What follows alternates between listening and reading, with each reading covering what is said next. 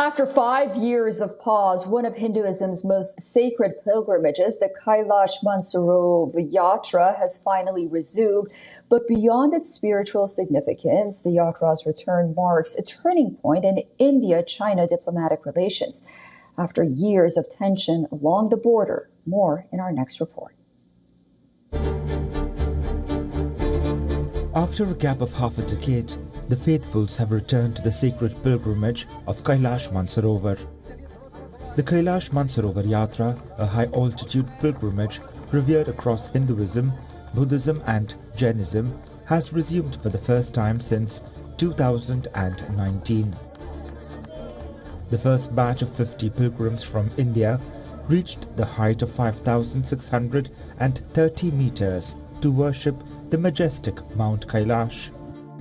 Over the coming weeks, 15 more batches, each of 50 pilgrims, will cross over into Tibet via two routes, Lipu Lake Pass in Uttarakhand and Nathula Pass in Sikkim.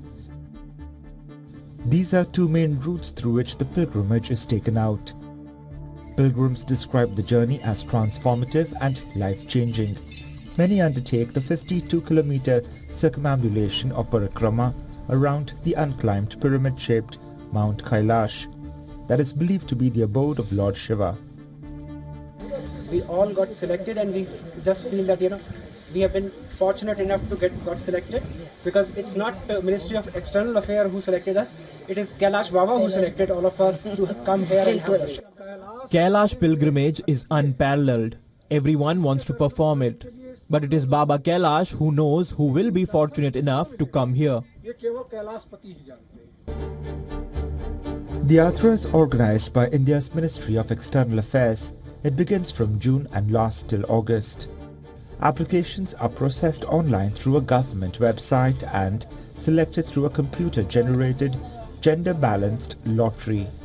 This year, 750 pilgrims were chosen from over 5,500 applicants, all subjected to medical and logistical screening given the challenges. But this pilgrimage comes after a fallout in bilateral relations between India and China. Frosty ties between New Delhi and Beijing since 2020 Galwan Valley clashes have begun to warm. In October 2024, Prime Minister Modi and President Xi Jinping met on the sidelines of the Kazan BRICS summit, paving way for disengagement agreement along the line of actual control. The resumption of the Kailash Mansarovar Yatra was one of the first confidence-building outcomes of that diplomatic breakthrough. Since then, India's National Security Advisor Ajit Doval, Foreign Secretary Vikram Misri and Defence Minister Rajnath Singh have all travelled to China for high-level talks.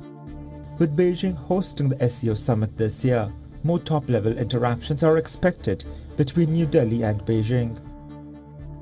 The pilgrimage to Kailash Mansarovar Yatra is one of the most difficult pilgrimage, but one that has a transformative experience.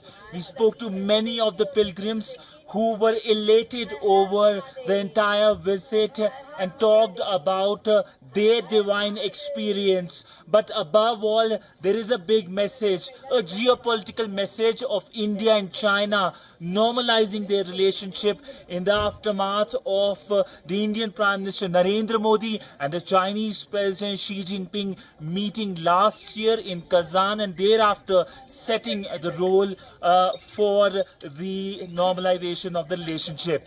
Sudhan Sibal for WION at Kailash Mansarovar base.